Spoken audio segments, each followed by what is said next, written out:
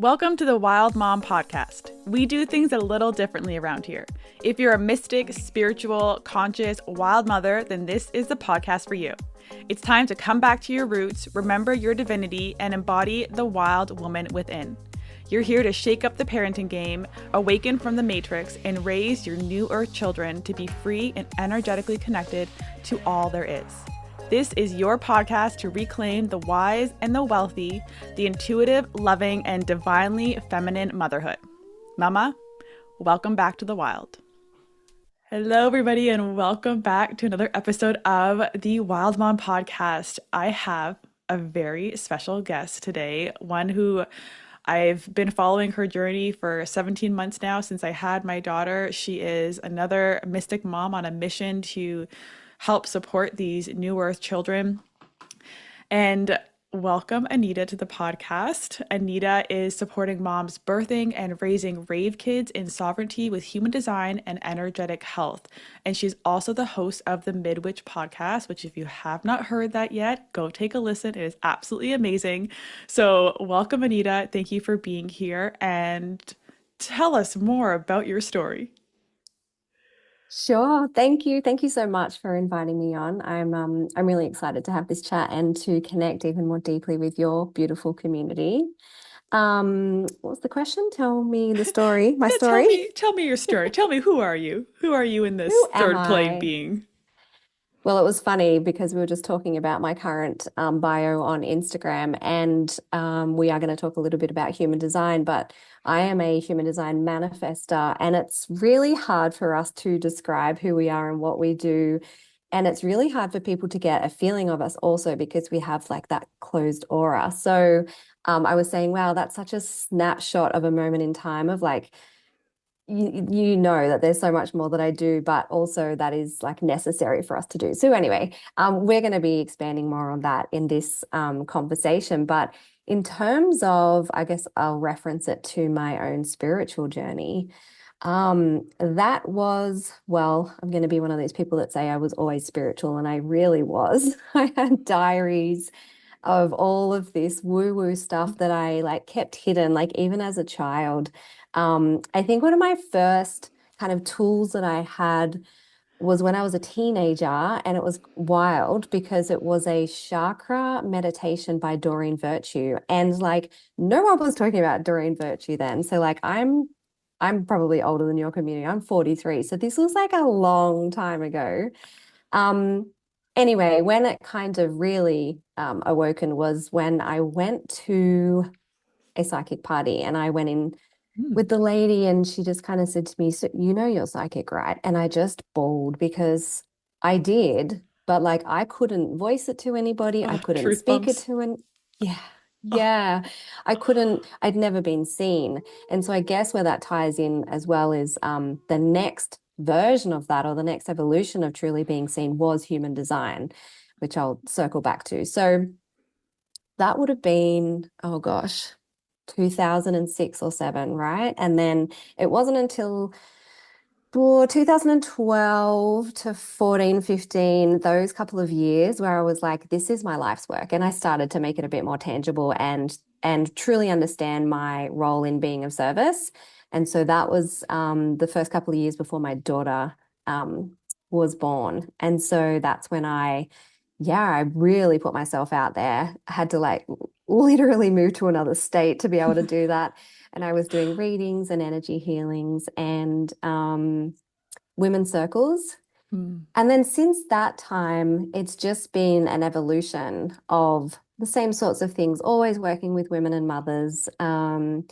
Birth work tied in there as well, free birthed my son during that process. And it was about 5 years ago that I discovered human design, which has now become another tool that I use. So I'm 5 years into my experiment. So we say in human design, it's about a 7-year experiment when you first kind of learn it, because rather than just like knowing it or getting a chart, you got to like put it into practice. So Hmm. yeah, and then we kind of end up here. That's a very summarized version.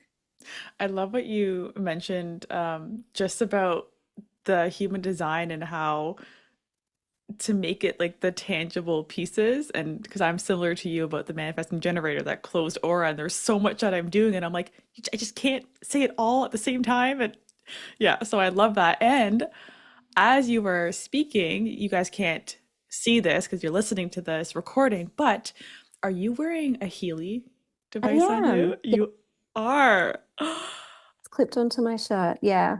I absolutely love that. Love that, love that. Yeah, that's Um, another piece of the puzzle. I was gonna say, I know you work with Healy as well, so Mm. just to give our audience just a little bit of a tidbit of what Healy is, could you explain the technology? Yeah. Oh, explain the technology. I'll explain it from my perspective Yeah. because it is a quantum healing tool. So it is so broad and also there is so much science, so much science around it, which I do love. I'm a bit of a nerd around that. But let me just explain it in terms of bringing your frequency or your personal energy back into alignment. That's probably like one of the first things it does. But it also does work with the quantum field. So there is a lot of like manifestation work you can do with it. I've done so much manifesting with it. I guess like any other tool, though, it is another tool. So it's nothing to outsource to, same as human design, same as tarot. Like Yeah. there's always that balance, right? Of like us being the user and using a tool. But I guess in terms of the technology, what it does is, so I'm wearing the wristbands. So at the moment, there's a microcurrent going through it. So this is a small microcurrent of electricity. But what I like to say to the women that I speak to is like electricity is light, which is energy. So you are getting like pure light You're to giving me your so many truth bumps in cells. this podcast episode already. Oh, I love that. It's so beautiful. Pure light to the cell. So a lot of people have heard me use talk about using it with my son, and I'll go into that in a little bit. And in terms of helping him and a lot of my clients' kids integrate their light into their body and preparing the body, making space in the body for that. So I feel like it's a very supportive tool for me as an energy worker, thinking about how much energy I do bring through in my work. And like one really big part of that is keeping the physical body in optimal health and Mhm. keeping it running and keeping it all in alignment. If we can keep our physical body in homeostasis, which it works um, on so many different levels to do, my work is so much easier and my physical body doesn't get so bashed around. I know so many spiritual women and energy workers who kind of miss the physical third Yeah. dimensional part of their body, but that is also your tool. So I think of it as a healer for the healers. Mhm. But oh gosh, there's so much I could talk about with that. Like it has a scanner where it literally shows you what part of your body is out of alignment, and then it will send a specific frequency to that part of the body to bring it back into resonance, to bring like it uses resonance to bring it back into harmony. Mhm. um yeah, it's pretty amazing. And I'm going to be adding your links as well so people can reach out to you to ask more questions about it and how to use it for themselves and their kids. Because, yeah, I had a couple Yes. sessions when I was pregnant and it helped me sleep, which was like a big issue for me. And I was like, what? One session? And it just like, it read my Yes. body, read my aura. It was absolutely amazing. Amazing. I love the technology. I love how easy it is to use. Like you're healing yourself while on this podcast. Like, amazing.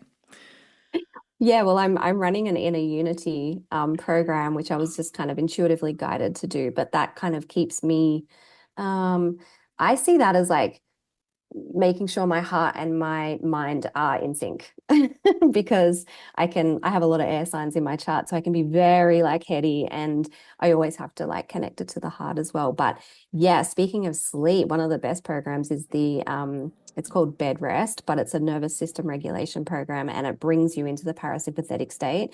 That's the one I always say to mums, try that first. Once you try that one, Yeah. you will understand how powerful it is and yeah, how amazing it is.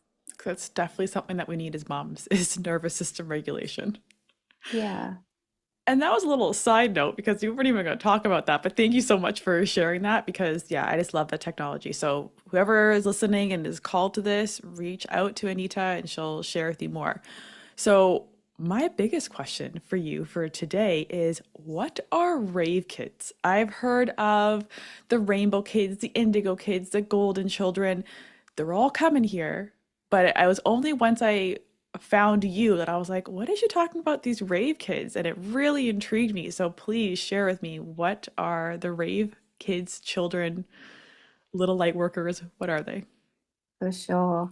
I love all those other kind of terminologies and labels as well that like I have absolutely used in the past as well. And what I think I'm starting to understand is all of those kind of labels are all of the different expressions or ways to describe these kids that are evolving into the rave kids. So I guess like to talk about the rave kids and to fully understand them is to give a bit of background information around when they are supposed to be coming in and what is this theory and prophecy.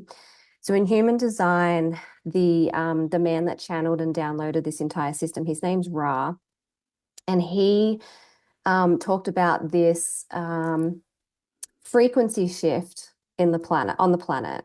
So essentially, in 2027, we are going to be shifting into a new level of consciousness. And so So many of us who've exciting. been, it is, well, it's super exciting because like this program that we've been in that's been running behind the background frequency has been here since 1615. So we're Oh, alive, oh my right? God. Yes. So we're deeply programmed. Um, and I guess that just kind of speaks to like this rave kid and why I call them unprogrammable, because they're going to be coming into a time that is a new frequency and they don't have the programming that we do, which is Yeah. what we always wanted, right? Like it's always what we Yes. wanted as light workers and spiritual workers. Um, so yeah, when this background frequency shifts, and like I said, happening in 2027, we're alive for it. It's so exciting. There's obviously this transition period. But when we do shift, this is going to see like a mutation or an evolution of the human, which Mm. we know happens anyway. We know we have been evolving. We know it's been happening super fast. So the theory is that, after 2027, there will be like rave kids born. So the discussion is around, well, they're not here then? Like it's too early, but it's not what I've been shown because with any sort of evolution, there is a transition period. Hmm. Um, and this is what I am seeing. And this is what my own son brought to me because well, I guess I can go through some of the characteristics as I know that's a question as well. Like, how do you know if you have a rave child? What is a rave child? What do they look like? How do they appear? Yeah. So I'm just going to use some language that Ra himself had described them as and what we're going to be kind of, yeah, evolving into. So for a start, they have different digestive systems. They have a different auric structure. They have binary consciousness. What is So that? well, my understanding of that is like being able to, taking the word multidimensional to another level, like actually being able to be present in other kind of dimensions and have consciousness of, well, I guess you could say that's psychic, really, having consciousness of another reality, Mm. multiple realities. And that's what we do when we're psychic, right? We're tapping into Mm. like another layer of the field. Communication and interaction differences, enhanced intuition, enhanced sensory processing, but which also looks like sensory sensitivities, misunderstood cognitive processes, and I don't know if I said it, but yeah, different forms of communication. So I guess if I was to say to anyone, these are what these kids are presenting as, what do they describe those children as?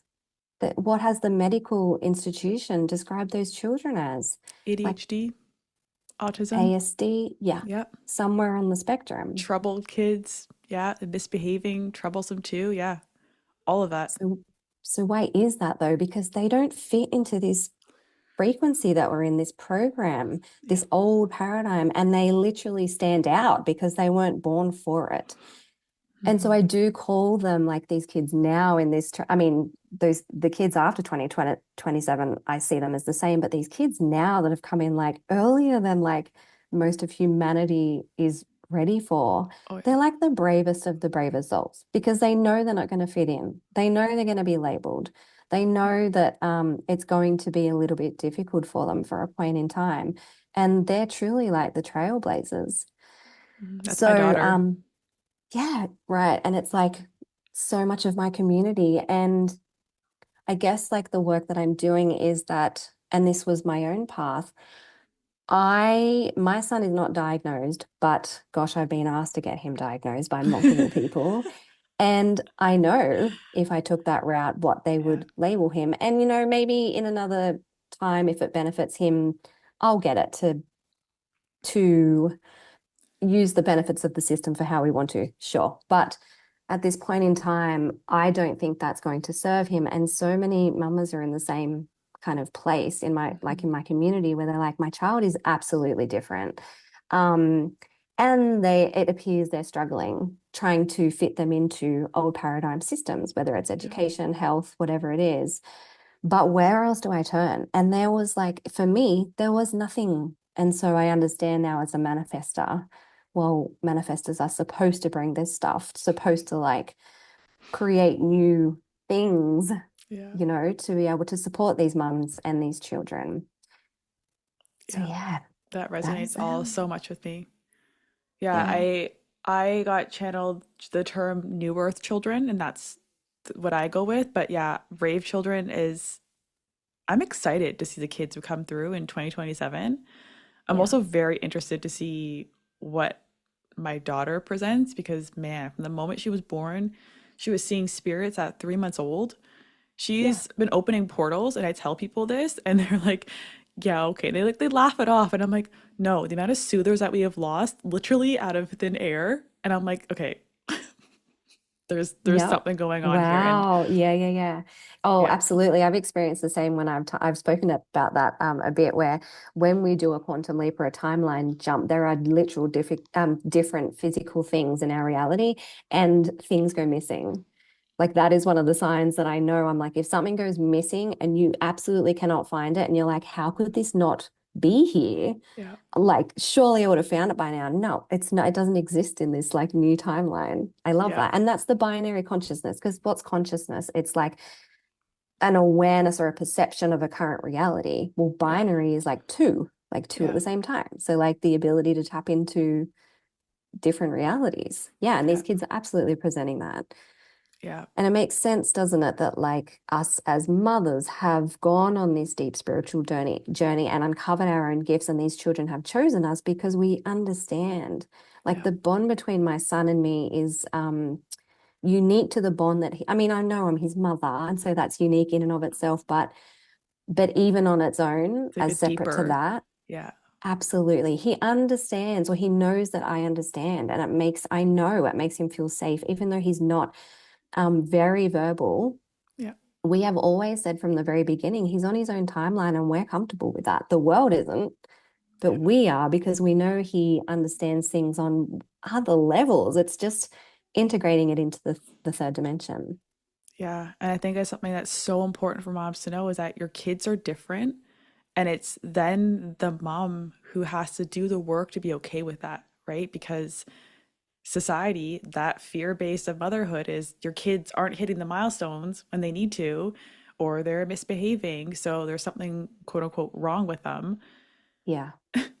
They're just in a whole nother new earth rave generation that we are not ready for. The world is not, I don't want to say not ready for it, unprepared for it. So the work that you're doing is so important. And even how you mentioned about your son, it just reminded me there's a part in a book that I'm writing about this and supporting these New Earth kids about how the school system is just not, it doesn't fit these New Earth kids because they're going to be labeled as having ADHD or they're troublemakers or they're little rebels or they need to be on medication because they don't, they can't just sit there. They're going to hold on to more energy. They're going to feel energy more. And this is where I know, and you can explain more about how you use human design, just knowing my daughter's own human design that she needs to burn off all her energy. So like me putting her in Mm. a chair in school, sitting there for like I don't even know how long school is, 5 hours, 6 hours. There's no way. No way she'd be able to do that. So first off, I have to ask, what is one of the most important things for the moms of these rave kids to know to be able to support them in the best way possible. Yeah. Well, I guess I'll just go a little back a little bit because when I started seeing this kind of old Earth, new Earth shift, and I saw it so clearly, most clear in 2027, 2020, 2020, when there was a literal divide, and I saw it within my like extended family, within communities, and I was like, whoa, this Was is, that during COVID? Was that COVID yes. time? Yeah. That's when I saw it. Well, that's what Yep. Huge. divided. That's what I saw as the division. But then I saw a lot of people going, well, that's old and that's new. And like we just reject everything from the old and just create new. And even I had that thinking for a long time. And then I was really shown, I was really put in my place with that, to be honest, by spirit, where I was like, actually, just being radical and rejecting everything that's already here isn't the way either. Yeah. So, yes, in 2027, a big shift that we're all going to see is the way communities are structured, the way we operate within society. We've always known the systems are going to collapse, but it's the systems that don't work. So, this is what's really interesting about the education system, because what I keep getting shown is it really depends on whether they're willing to evolve or not. And what I've seen with the medical system is, in my experience, they're absolutely not. It's No. money driven, right? But what I've seen with the education system, and it's been slapped in my face, is actually there are a lot of people that want to see it evolved. So evolve. So Mm. for me, I was like, right, homeschooling, that's it. My kids don't fit in that. And then my daughter was like, I want to go to school. And that's what I mean by being slapped in the face with it. And I was like, what is in this then? Is it that some of these kids, um, well, let's just say it this way. If we say that absolutely the school system, and I'm going to talk about Australia, I don't know the school system in the US or Canada, but absolutely not. The school system is one of the things that are going to collapse. We're still adopting programming. And like when we move into this 2027, it's all about not having any programming. So if we walk into 2027 with these fixed beliefs that we made before 2027, it's still not serving anyone. So to answer the question, what's the most important thing, especially for mums to know, is it is individual. Yeah. So I don't think that my son will fit in with school, but if, I trust his intuition, but my daughter in some ways does. And Mm. that's not to say that he's more rave than she is, because she definitely is a different version of that too. But it's to say that actually the most important thing is to case by case individual. That's how Yeah. 2027 will be. It will be about sovereignty, and sovereignty is about, well, what is good for me? It doesn't mean like rejection of all. It just Mhm. means, what am I actually aligned with? What are my kids actually aligned with? I'm going to have to understand their uniqueness. Mhm. And, some of these kids are actually catalysts as well. I see that she does that a lot in the school. Like she's a catalyst for this. So many rave kids are, right? They rub so many people the wrong way because, That's my daughter to a T. yeah, yeah. Well, they're a catalyst for change. They're Yeah. like evolve or like keep resisting this change. Yeah. And so I see a lot of kids like doing that are rave kids, but they are in certain systems. But like I said, maybe I will probably have that slapped in my face too at some point in time. But at the moment, I don't see that the medical system is happy to evolve or is in any way trying to adapt or help these kids, to be honest, or their Yeah. mothers. Yeah, there's definitely a couple of like non-traditional schools here, like for nature schools and that sort Yeah. of thing. That it's like, yeah, there are different education systems popping up that are realizing that some kids just don't fit the traditional school, but they still want to be in an environment with other kids. And so, yeah, I definitely agree with you. There's an evolution of a school system. And I also agree Well, with you. The medical system is just not budging yet. doesn't appear to. Maybe they will have to at some point in time, and maybe that will be, I do think if we anchor into the highest possible timeline, maybe they can. But I guess I just wanted to share this as well about homeschooling, if that's okay. Yeah. Um, so yes, homeschooling, like even my own experience of that was like, nope, absolutely not being in the school. And let me just say too, if there were things that I was seeing in the school that were really against our values and really I could see my daughter wasn't thriving. Even if she was like, no, I want to be at school with my friends, we're her parents, we would make responsible decisions around that. But what I'm seeing now is like, so homeschooling was like, yep, it's just away from the system and home, like literally homeschool. But now I'm seeing it evolve into the frequency of what's coming in 2027, which is like, um, well, for example, my son goes to a homeschooling pod, a Oh, homeschooling yes, group. pods. Yeah, I Yeah, love so that. he's like 3 days a week there. And so it's that is the sovereignty and the individual nature of how it's going to look. Hmm. Um, if I can say that, I don't think we're going to know exactly how it's going to look, but there's no like dogma, obviously, around that. It's like, Yeah. well, these kids, you know, aren't really suited for school, and maybe they're not suited exactly to be at home, just with their mum either. And here's another option. So that's the sovereignty, the level of sovereignty of like creating um things, lots of different options, I guess. Hmm. And you speak of sovereignty, and I love that. And that's one of the things that I teach as well. And I do with my daughter, and I do it through theta healing. I'm not sure if you've heard. Yes, finally. Yeah. Someone on my podcast who's heard of theta healing. I love that. So I do it through that. And I'm curious, do you do that for yourself? And do you teach that to your clients through human design of having that sovereignty of that individuality and connection between you and your child?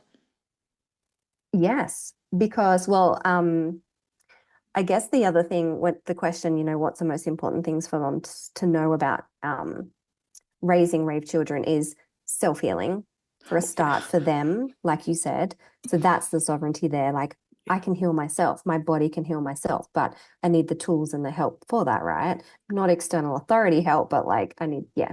And then Like the inner medical, guidance help. right, Yeah. spiritual guidance help, exactly. And also the help of like-minded community. Um, and then I really do believe in that being linked to medical sovereignty. Mm. So again, it's understanding, and I guess that's because I come from a healing background, energy healing background, that I know the potential of the body and I know the self-healing mechanism. I know the intelligence of it and birth work, etc. So hang on, sorry, what was the question again? Is that what I teach mums about the human design Yeah. tied in with the sovereignty? Yeah. Yeah. Well, I mean, if you have a blueprint, your own energetic blueprint of, yes, your energy. So I think that's what a lot of people think just human design is. Yes, how your energy operates, but it also shows you how you operate within the world, how you handle stress, how you handle fear, how your system digests, how you learn, what Yeah. environments are suitable for you. I don't feel like you can get any more sovereign than that if you know yourself that Yeah. well. You Yeah. know what's good for you. I So I absolutely love guess, that. yeah. Sorry, keep going. I was just going to say, I guess sovereignty and what we're moving into, which is a big theme of 2027, is not seeking advice from external authorities. It was actually one of the biggest quotes that Ra said. The external authorities, I'm not going to say it the correct way, but it's something along the lines of the external authorities are not helping you. Stop looking to them. Yeah. It's one of the things when I first became a mom, I was a Google mom. 100%. I had a traumatic birth with my daughter, and I was just put right into fight or flight. And that I know that impacted me to the point where I had some of the postpartum depression, anxiety, and anger and all that fun stuff. And Mm. it was only after I came back to remembering theta healings, I'd been doing it for 7 years, and all of a sudden it just poof left my brain. When I came back to it, it was then that I realized, okay, one, my daughter is teaching me so much, and she's actually cascading me into my next spiritual awakening. And two, there is so much more wisdom that I have when I ask, as I say, like universal Google, than when I'm searching online to find the answer that, again, is not going to fit my child because she is a rave kid. She's completely different. She's going to have different needs. And Google is not up to date with that yet because Yeah. there's not that many of them in the Or grand. they're hiding it. Yeah, yeah, they're definitely hiding. I love that. There's not that many of these kids that there's a lot more like studies done on these kids. And so like Google, whether they're hiding it or not, it's not there. And so I was given tips on sleep training. That doesn't work. I'm not going to do that for my child because I also Yeah. know the belief system formation. It's not going to end well. And or formula feeding. I was pushed on that because the doctor said I didn't make enough milk. And I decided, okay, you know what? When I realized and remembered that wisdom, I told my body to make more milk and it made more milk.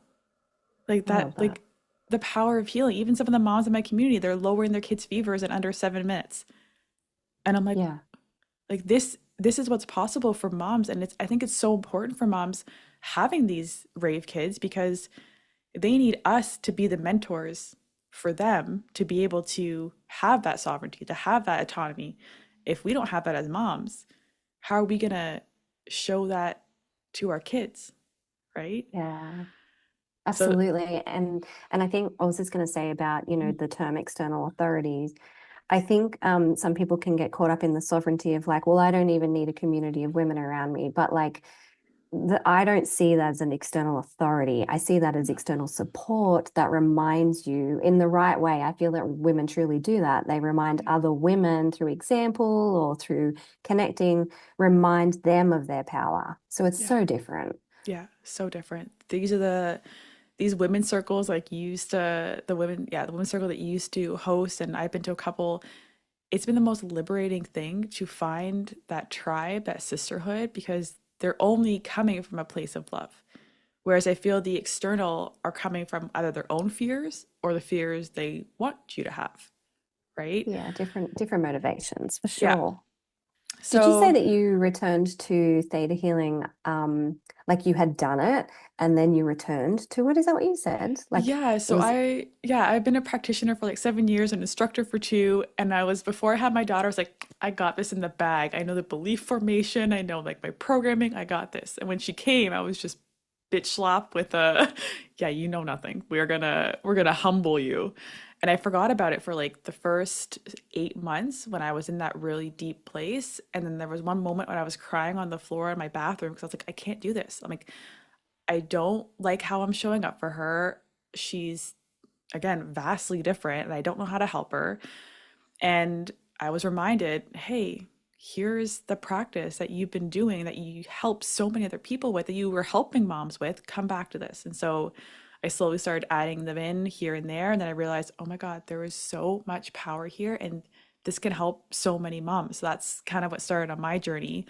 And I love adding in the human design piece that I know with the theta healing because now I know, okay, if something happens and because I'm human, I do have those moments where I can't keep my cool. I'm just tired or I'm overwhelmed. I also have the tools to help release any trauma that I might have instilled, right? I also know that, okay, if she's upset, she may need just a bit of time by herself and then she'll come to me instead of forcing love. So there's so many things that I've been able to do with having that sovereignty, and I absolutely love that piece. So can you talk a little bit more about human design and how it can really help moms with that piece of connection with their child? yes. Well, I loved what you were just saying then about returning to your like energy healing training. And I think so many of us do get returned to it to integrate it. And I guess that's what I like put it into practice, experiment and with it.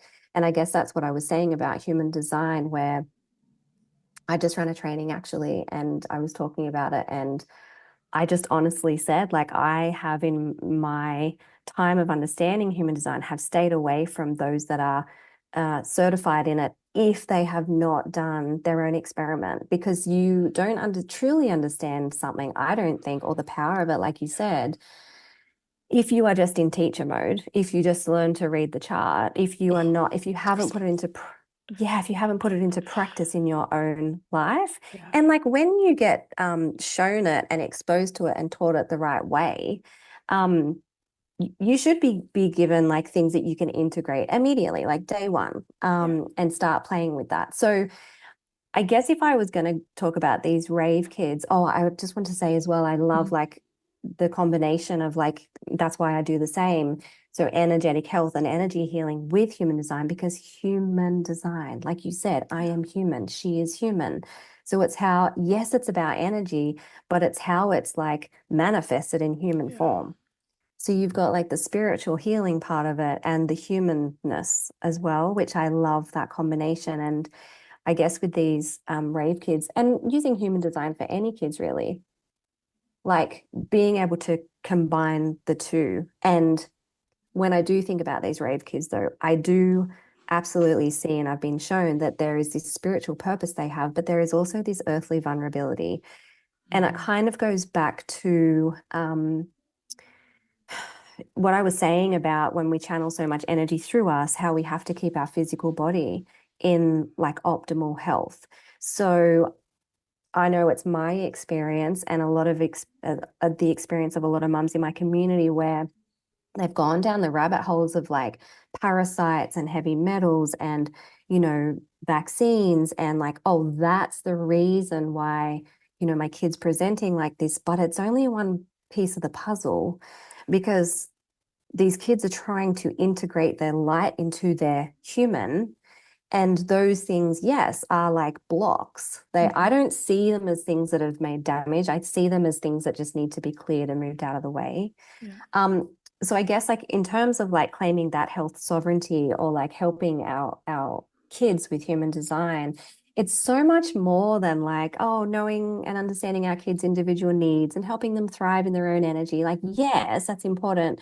But there's a part of the human design system that's called the primary health system, and it's like a deeper layer of the chart. And that's what I was talking about when it helps us to understand how our kids operate under stress, how they digest, what environments are good for them. And I guess like what I'm being shown right now, like I'm trying to grasp what they're actually showing me, but they're showing me like the circuitry of it, right? Like to ensure that there is balance within the physical body and within the human so that that energy can flow through the circuitry well. Like if you think about some of our kids and the explosions they have, and so people will call them temper tantrums, but it's so interesting because every mum I speak to says they have so much energy and it just explodes. And I'm like, see, you know, it's an energy thing. It's an energy thing. Yeah. Um, I was saying to my partner the other day, I was looking at my son sleeping and I was like, oh my gosh, like it's wild how tiny he is and how angelic he looks and how much energy he channels through him. Like it's imperative that we like align him with his design so his humanness can be in balance. Yeah. And I guess like even just having that perspective of like it is just energy channeling through him. And um and I guess also looking at that from the emotional perspective too. I guess that's on my mind because I just ran that 3 day emotional detox, looking at the emotional center in particular. It's like it's not I don't know. I don't know how to say, like, it's not your child. It's not like their personality to be explosive, or, I mean, it's the way they express, right? And that is in Yeah. their design. So, yeah, I like looking at the primary health system. I like looking at the circuitry. I like looking at the different centers. So in human design, we have 9 centers. Um, and I don't know how new your community is to human design, but there are like different types, 5 different types. And that's like, I don't know. I feel like a lot of people start there, but I feel like these mums have got it. They get that. Like once they get the energy type, like let's Yeah. go, let's keep going. And Yeah. maybe it's because I have a lot of MGs in my community too. They're like, okay, Yeah. Well, next. yeah. They're like, That's yeah, I so got me. that. Yeah. Yeah, I'm a manager. Yeah, I'm a multitasker. I mean, there's so much more to the types than that. But you know, that's the first step. But like, you know, I wouldn't want to spend like 10 minutes on a podcast at the beginning going, and these are the different types and these are the different modalities. Although I do think the modalities in it are really cool. And I guess that's one thing to say to your audience, you know, if they're already into astrology, already into quantum physics and Yeah. quantum healing, already into the chakra system, they are 3 of the main modalities within human design. So that might just spark their interest as well. Um, but yeah, I look at the centers a lot. And so, you know, to go through the 9 centers is massive. But I guess let me just use this as an example, right? with the centers, so there's 9. So Ra believes that we evolved into a 9-centered being, 9 chakras from the 7. And they're either undefined or they're defined. So if you look at your chart, they're either colored in or they're white. Wherever they are white is where you are open and exposed and absorbing your environment through whatever filter it is. So maybe it's like the ajna, which is the mind and thoughts. Maybe it's the emotional center and it's the solar plexus and it's emotions. So you're not only absorbing your environment, but you're also amplifying it by 200. So I guess like just touching on the emotional part of these kids, because this is where I start a lot with these kids and helping their mamas, because that's what they recognize first. Like their emotions are so big and so intense. And what do I do with this? Is to not only look at their chart, but to look at your chart too. Because with human design, it's mechanics. It's energy, yes, but it's mechanics also of how different things come together. So it's so important to be able to look at the mum's chart and the whole family, of course, too, but the mum's chart with the child's chart and to see where their energy, like who's the one that's absorbing here and who's the one that's projecting a signal. Because if you have a defined center, you're sending a signal out. If you think about emotions, so for example, you are either setting the emotional tone of the house if you have a defined emotional solar plexus center, or you're absorbing what's already there, timesing at 200. So that alone, like knowing that alone is massive. And then for my son, as an example, he has a completely open emotional center. So this is going another layer deeper, but if anyone looks at like the gates, there's numbers within those centers. For most people, some will be like colored in or shaded, but for him, he has none colored or shaded. So he's literally a walking amplifier of everybody's emotions. Oh So, my God. right.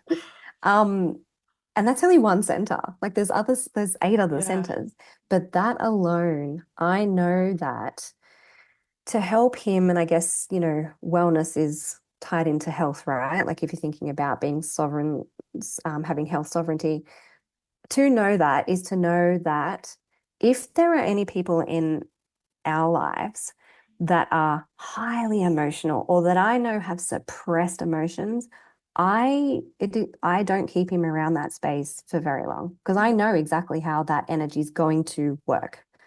Yeah. And for a lot of these mamas that have these kids, like that have these big emotions, it's often our kids that are like blamed. Like it's not like the 10 steps Yeah. before that other kids did. It's like the one that like is the loudest at the end. I know that personally. Yeah. And because I know energy, I'm like, oh, I just saw this go down, like building it up, and I knew it was going to happen. So anyway, just to go back to human design, I guess that's one of the first places that I look at in a child's chart and in a mother's chart and within the family from that emotional perspective.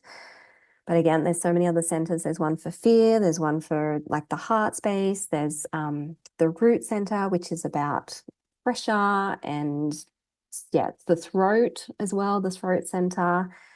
So yeah, I guess that's just a bit of a touch on that. But with the primary health system, again, that is the environments, how they digest.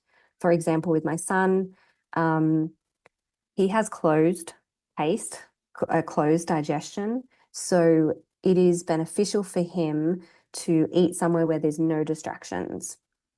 And he should be kind of on his own. And from a health perspective, because I know so many mamas have difficulty, with our kids and fussiness and digestive issues, maybe constipation or whatever it is, or the opposite, this helps. So when a child is in alignment with their design within their primary health system, and for example, the digestive part, they are able to digest their food the way that their body is designed, and they are able to absorb the maximum amount of nutrients. Like, can you imagine that alone? Like, just doctors having that knowledge, like, actually, your Yeah. child is this digestion Oh, style. that feels so good in my heart just to know that like there is that blueprint out there that can really allow these kids to thrive and they won't have to be medicated because they're experiencing all these issues, they won't have to go through what we went through. And I know that's part of our journey here. And I know we chose this. And I also love knowing that the next generation is going to be having autonomy over their body and sovereignty over their body and their health and their wellness, and they're going to be able to heal themselves. These kids are going to grow Yeah. up knowing how to heal themselves. Like it's a normal thing. Yeah. It's amazing. And yeah, and I guess I should just put this out there. I am not a medical practitioner and I'm not giving I health love that. advice, but that's the whole point of the sovereignty, where I can show Yeah. you that in the chart and you can do with it. I can suggest or tell you what I've been doing, and you can, move in your own sovereignty around that and like how that's going to look for you and your child and their routines. But I guess for me, at one point, I was looking at the GAPS diet and I was like, God.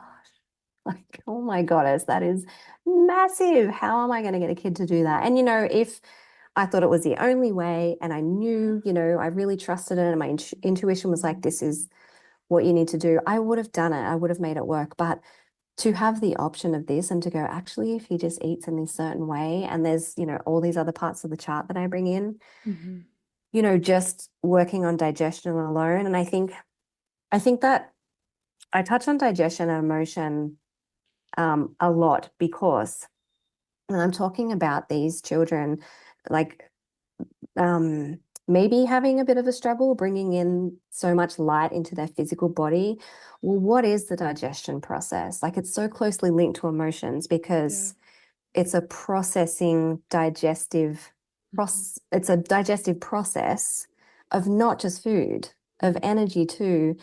So if our bodies are taking up so much energy, like to do the digestion because, they're not in alignment there, like, I don't know, I just see it as like that's difficult for them to come fully into their body. It's Mm-hmm. a, it's a it's a block is what I get shown. Yeah. And just me hearing you talk about the digestion part, we started allowing my daughter to be, I guess, distracted when she eats. So she thrives in chaos. So she likes to have like her toys here, a book here, and she's eating here. And for my parents who grew up in the very like, they're going to sit at the table and they're going to eat all their food and then they can go play.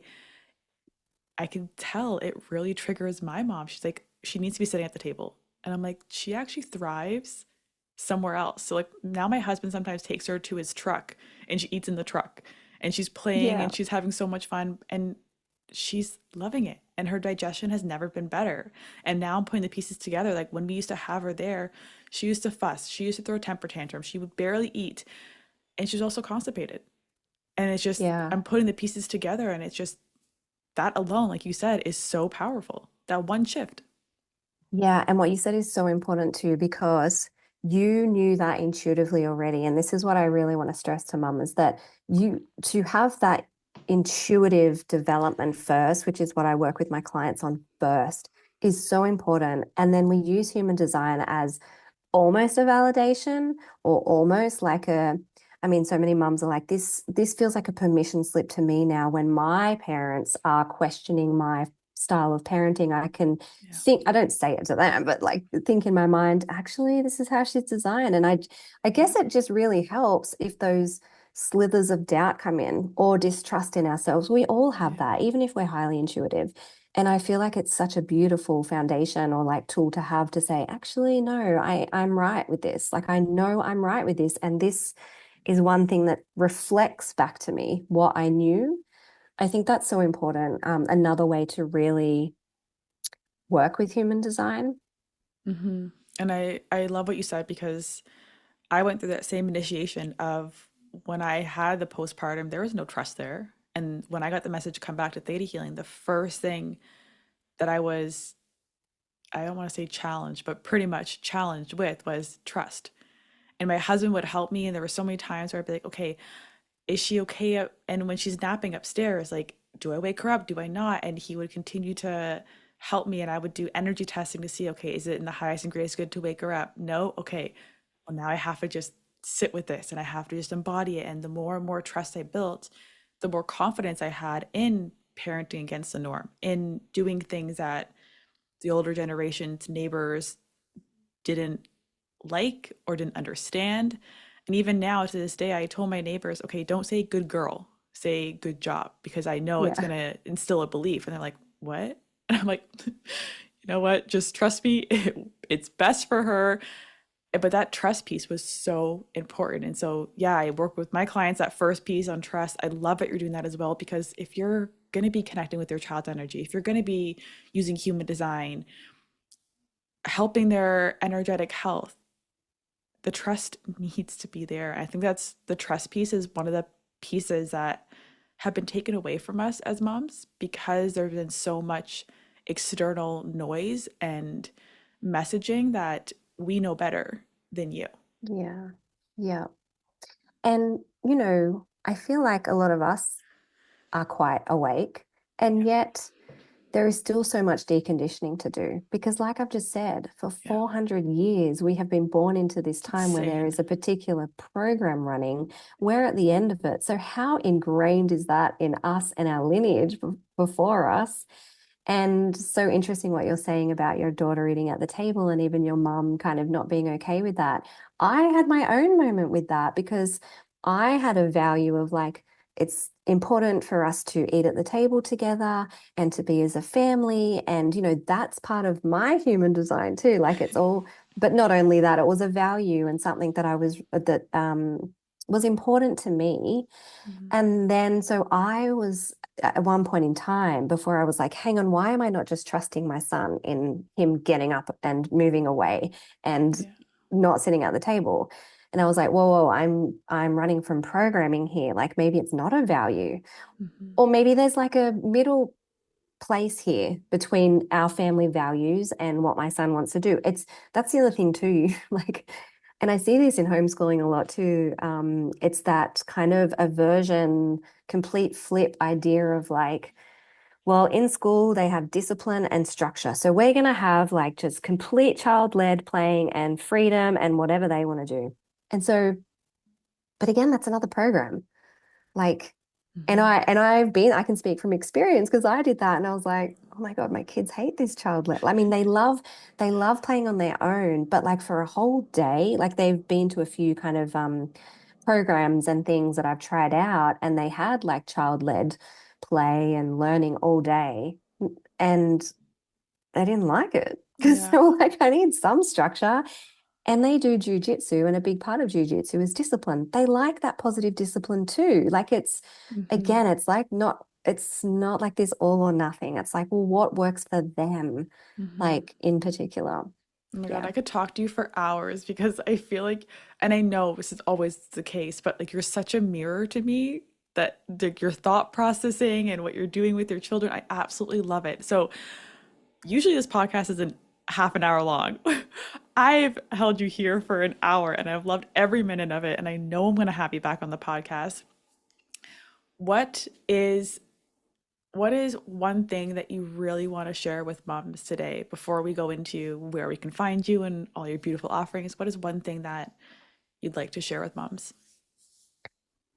I would love to talk on um, spiritual mothering. And I know that was something Mm-hmm. that, yeah, that you had asked me, how do you integrate spirituality and motherhood? And I guess what I want to say is, and I think a lot of mothers know this anyway, but it's not the earth altars, um, like the pretty looking performative energy work. That's not, in my opinion, spiritual mothering. I think what's at the crux of true spirituality is knowing yourself. And when you know yourself, you truly love yourself. And that is what I integrate with my kids. So I do all that stuff. I teach my daughter tarot and energy work, and I want her to be able to pass that down because I think they're beautiful ancient tools and practices to work with. We work with the moon, we do cyclical living, like all of that psychic development, right? Mm-hmm. Um, but what I believe is like coming to that place. And I guess, yes, design is a tool for that. And all of those things are a tool for that to understand yourself. But, what does that look like truly integrated? I think that what that looks like truly integrated is in those moments of choice. So every moment of choice that we have, like every thought, every action we take, everything we do in our lives, I think that's where spiritual practice comes in, Mm, to do those things in alignment with your authentic self and from that place of self-love and self-understanding. Because, and also when you understand yourself, you understand other people. When you love yourself, you love other people. And I don't think you can, if you're in alignment with that, I think, yeah, I truly think that's the biggest spiritual practice. So yeah. I So I love would that. love to share that with mums. I love it. I love it so much. So, what do you have cooking up in your cauldron for mamas right now? So I just yesterday finished my 8 week container with a beautiful group of women who, yeah, we've been going through all of this with human design and rave kids.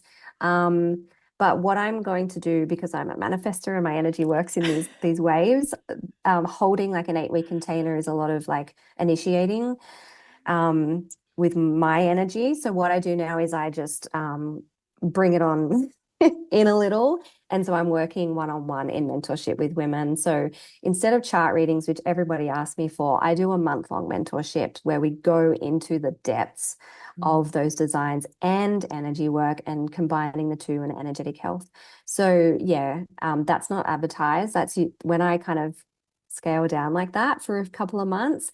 That's by referral or through my DMs, and that's how I feel my mentoring. So if anyone's interested in that, they can DM me around Yes. that. That's the capacity I have at the moment.